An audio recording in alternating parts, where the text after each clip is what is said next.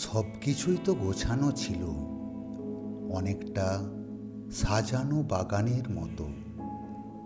পাশে ছিল সেই লাল বেনারসিটা, যার ভাঁজে ভাঁজে আমি আমাদের 9 বছরের সহস্র স্বপ্নের ঘ্রাণ পাচ্ছিলাম।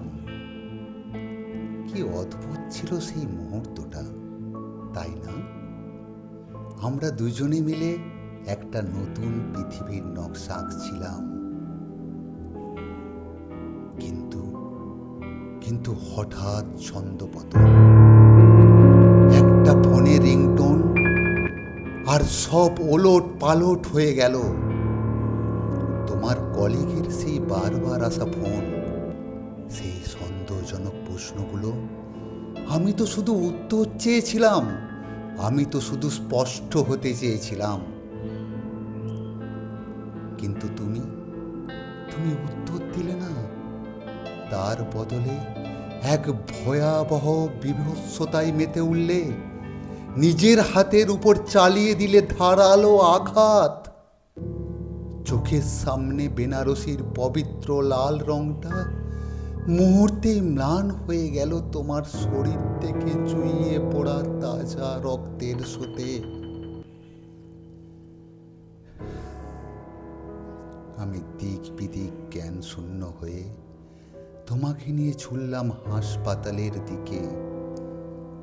চারিদিকে মানুষের চিৎকার, স্ট্রেচারের ক্যাঁচ ক্যাঁচ শব্দ, সবই তখন আমার কাছে ঝাপসা।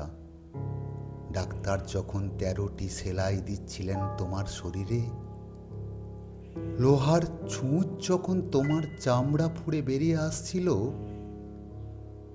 বিশ্বাস করো, প্রতিটি সেলাই তোমার দেহে নয়, বিঁধছিল সরাসরি আমার হৃৎপিণ্ডে।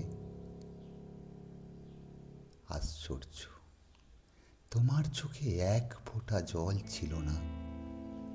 সেই অসহ্য যন্ত্রণার মুহূর্তেও তুমি ছিলে এক হিম শীতল পাথরের মতো নির্বিকার।